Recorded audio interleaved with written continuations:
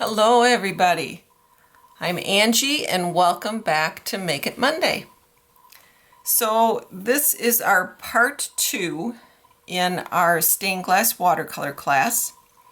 And in this part we are going to concentrate on watercoloring our image. So this is the one I had done as a sample. I'm going to set this off to the side here. And I'm going to show you a couple things that you're going to need. So you need some kind of watercolors. It can be just a watercolor palette like this that you pick up, Crayola, Praying, both of those are just fine. What I am going to use today is kind of a liquid watercolor. These I've had in my stash forever. They're kind of a re-inker for a stamp pad, but they're water-based, so therefore I can use them as a watercolor. And the reason I'm using those is the colors are really nice and vibrant, and that's what I wanted for this project. The next thing you're going to need is either a stiff piece of cardboard or a hard board. Watercolor paper has a tendency to buckle when it gets wet, so therefore we need to tape it down to something. So like the back of a pad, this was the back of a watercolor pad. And then you're also going to need some painter's tape. Let me get my board in here. So this is my board.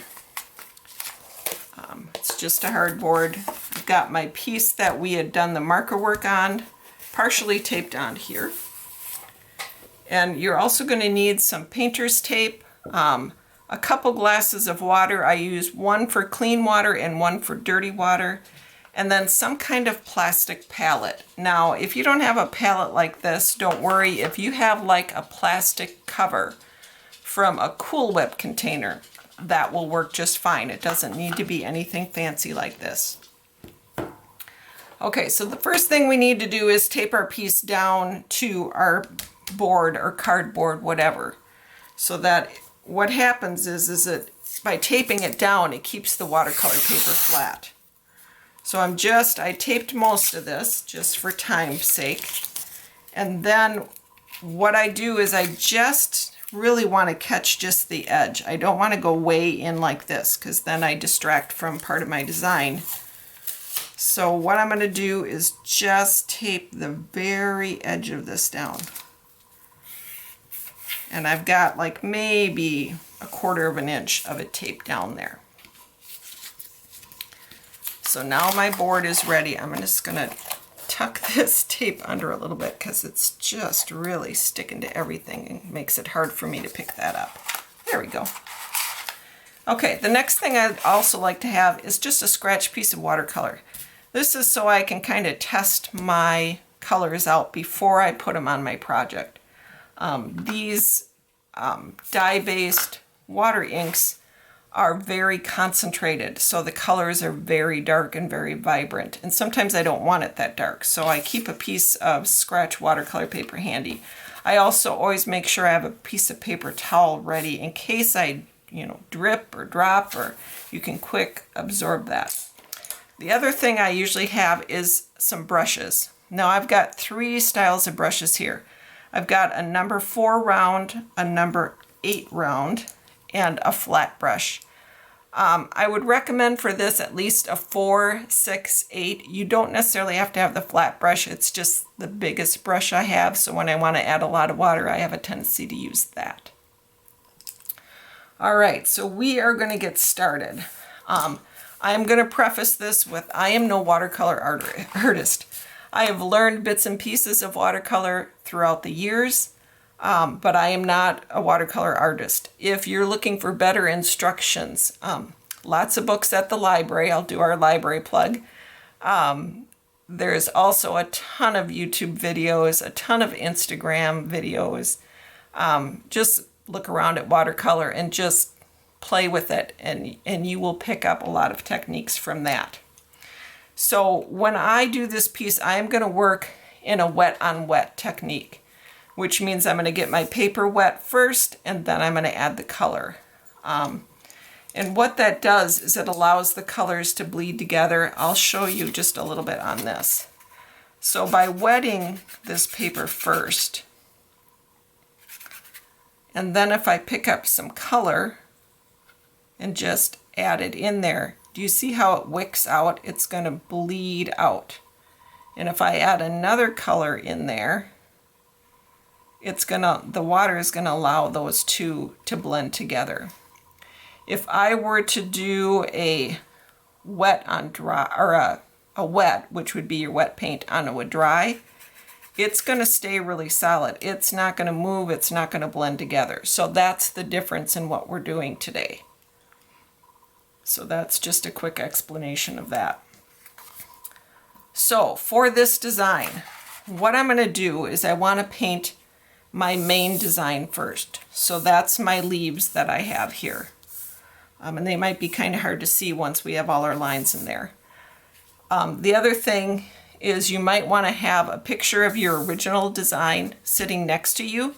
So if things look a little muddied and you're trying to figure out, well, is that part of my leaf or isn't it? You'll have your design to reference back to. I don't happen to have mine sitting here right now. So the first thing I'm going to do is I'm going to take my bigger brush and I am going to fill in with just plain water my first leaf. And you don't have to have a ton of water on here. You can always add more water. And then I'm going to take my smaller brush, because I just prefer to work with a little bit smaller brush. And I'm going to pick up some of my lightest green, and I'm going to start dropping that in. And I feel like I need a little bit more water, so I'm just dipping my brush into water. Then I'm going to rinse my brush off from that color, and I'm going to pick up the next darkest color that I want to use. And you'll see how that color starts to move right away the minute you drop it in there. I'm going to rinse my brush again, and I've got a third color. So I've got 3 shades of green. This last shade is kind of a blue-green. So to encourage that to move, don't be afraid to pick up your palette and just let that ink and water, or paint, I should say really, paint and water move around. And you can always come back in with a little bit more color if you feel like it's not blended. The key thing is to try and not overwork it, and that's something that took me a while to adjust to. It's like, just let it bleed, let it do its thing. So I'm just going to leave that as is, and I'm going to go to my next petal. And I'm going to do the same thing. I'm going to take some clean water and put it in the area of my leaf. So I'm just adding clean water to that. I'm going to pick up my smaller brush again, and I'm going to do that same thing again. I'm going to come in with my lightest color. I'm going to bring that one down a little bit. Then I'm going to pick up my next color. And I'm just going to feed that in. And if I want that to blend in, I'm going to tuck that tape under there. If I want it to bleed into the other, I'm just going to pick my board up a little bit and encourage it to move. And now I'm going to pick up that final color, that dark color. Whoop, I watered that out a little too much. There we go. And anytime you can always come in and add water to encourage it to move a little bit. And I'm really kind of just dropping the color in here now, just encouraging it to kind of do its watercolor thing. And if you want it to stop moving, then just set your board back down. And it's always going to move a little bit. And if you feel like you've got too much of the color, you can take what they call a thirsty brush. It's a brush and you dry it off most of the way, and then you can just kind of sop up. See how you can kind of drag that color back a little bit, and then just rinse your brush off. So I kind of feel like I lost a little bit of my lightest color up here, so I'm just going to come back in with a little bit more of that color. And then I'm going to tip it this way to let that lighter color kind of blend down into the darker color. All right, we're going to do the next one here. So more clean water. And the thing about doing it this way is you're kind of isolating it. The color's only going to go where the water is. You know, unless you're really messy with your paintbrush and go, you know, quite a bit outside the lines.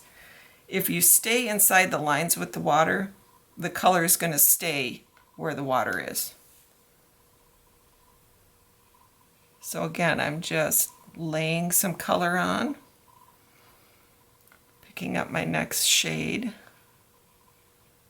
and bringing that down a little farther, and then picking up my darkest shade. And I try to do all this while it's still wet.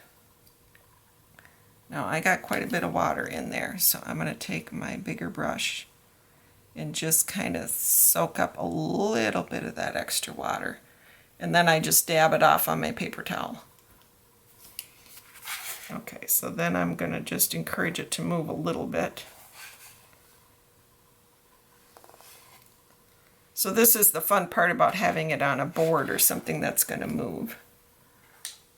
And I want to encourage this to go a little bit into that yellow. So I'm just going to put some water kind of on the edge.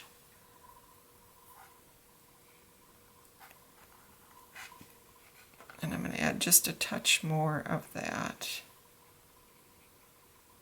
And when I add color in, I try and just dab it.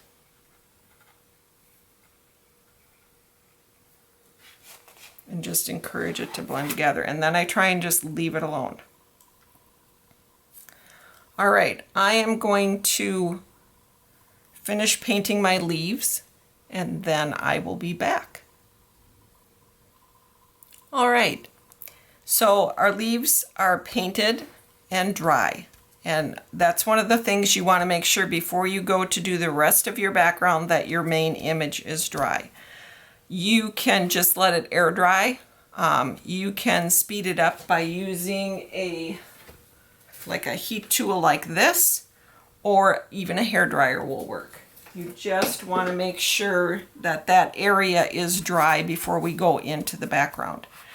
We don't want our main design to bleed into everything. The other thing I wanted to mention is that I always, when I'm watercoloring, I start with my lightest color first and then work to my darkest color.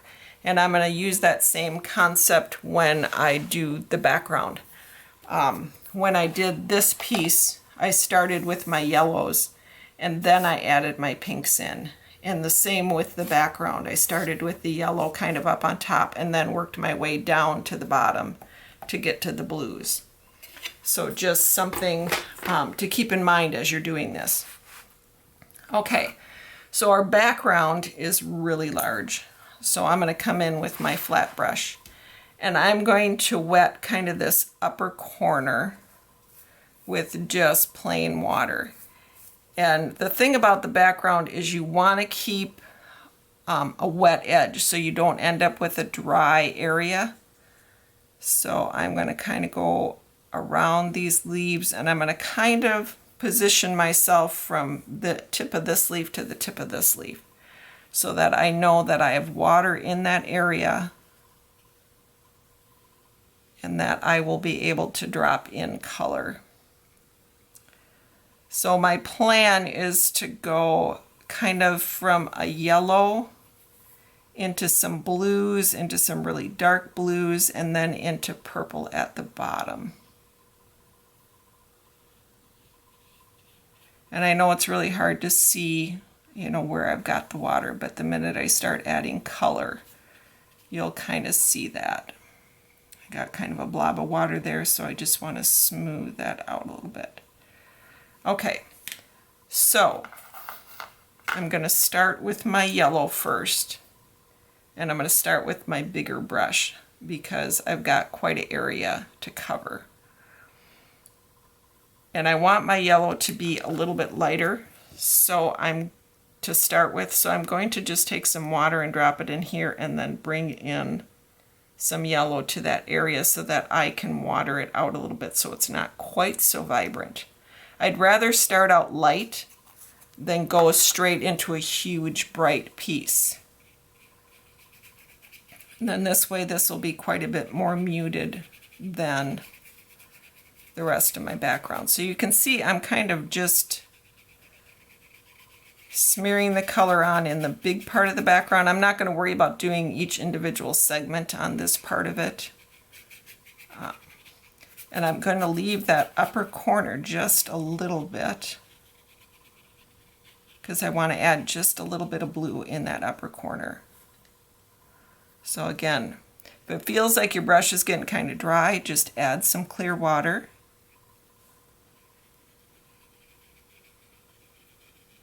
Okay, so I know I've got water about to that point. Now I'm going to rinse my brush and I'm going to pick up some of that blue and I'm going to do the same thing. I'm going to add a little bit of water in here and pick up my lightest blue and just make kind of a wash of color in the center here, and then I'm going to bring my blue in this upper corner a little bit. Like I said, I always like to start out lighter. I always can add more color, but I don't want to get it too dark right off the bat. So I want to add just a little bit straight darker color there. So I'm just dipping straight into my blue for that.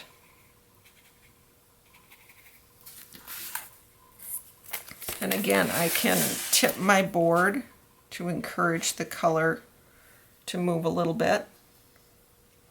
Now I'm just coming in with clean water on my brush and just kind of going along the edge to encourage that to move a little bit.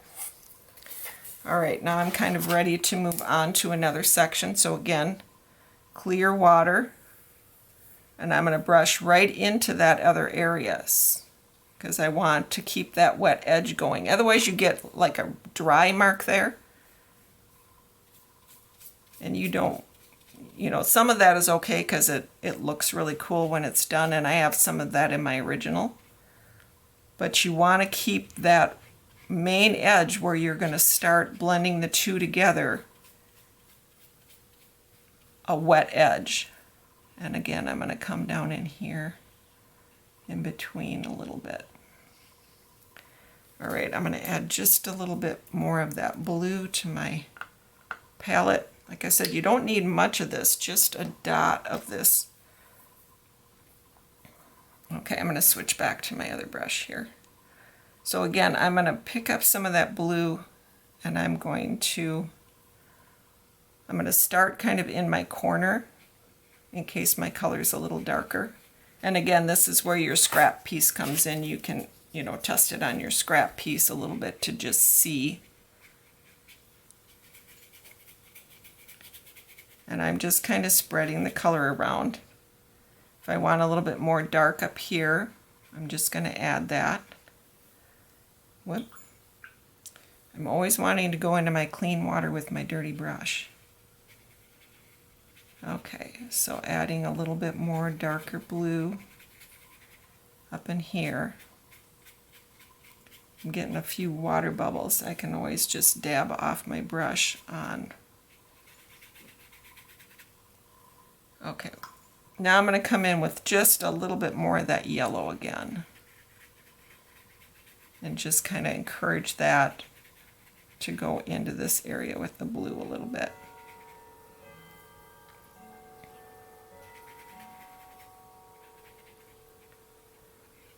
And all I'm doing for in between is I'm kind of just dragging some of this color down into this area with my brush. And I'm going to take up some of my real watered down blue and just kind of drag that down in between my leaves here.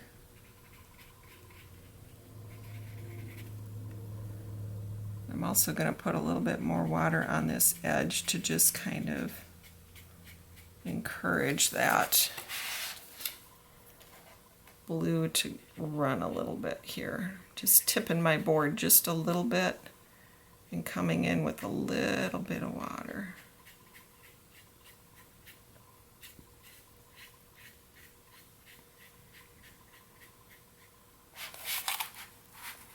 Okay, I kind of like how that's looking. All right, so we're going to wet our next section again, and I'm going to come down this side with this.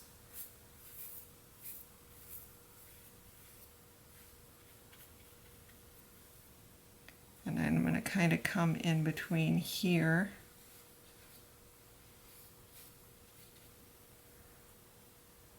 and in between this one with just some straight water.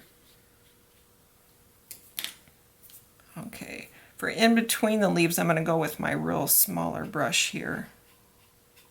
And again, I'm just going to kind of drag some of this lighter blue down in between. Oh, I need a little bit more water there in between here. It's just a bit dry there. Okay, that's better. And when you get things like this, whoop, I had yellow on my hand. Oh. Water to the rescue. When you get a little bit of lines like that, just leave them. It's kind of adds interest and everything to your picture. All right, so I'm going to get some clean water. I'm going to re-wet that a little bit just in case it dried out. And then I have another shade of blue that's a little bit darker, so I am going to pick that up and add some water to it to lighten it out just a little bit. And I'm going to start kind of down here and then work up into that other blue.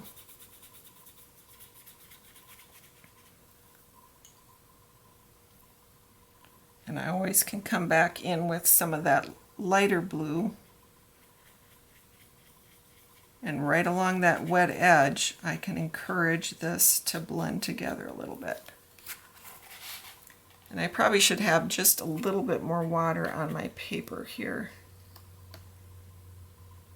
than I do, but you can see right here where it's wicking out a little bit.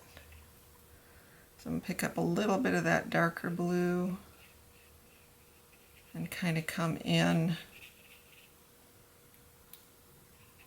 on this area here.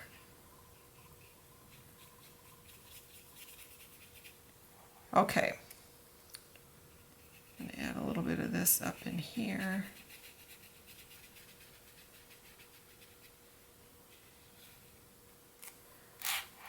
All right, so you kind of get the gist of what I'm doing.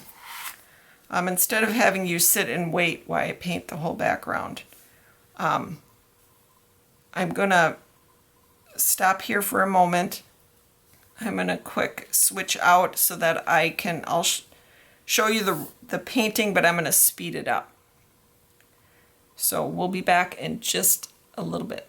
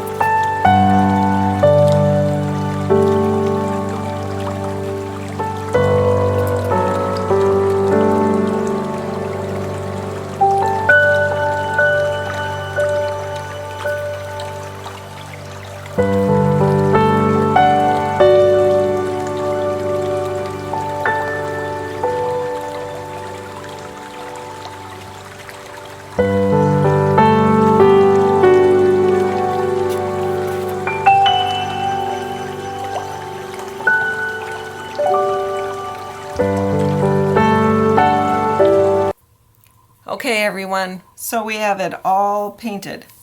Now you need to set it aside to dry. It needs to be dry completely before you go and take the tape off. You can heat it up again with this, or you can set it aside to dry.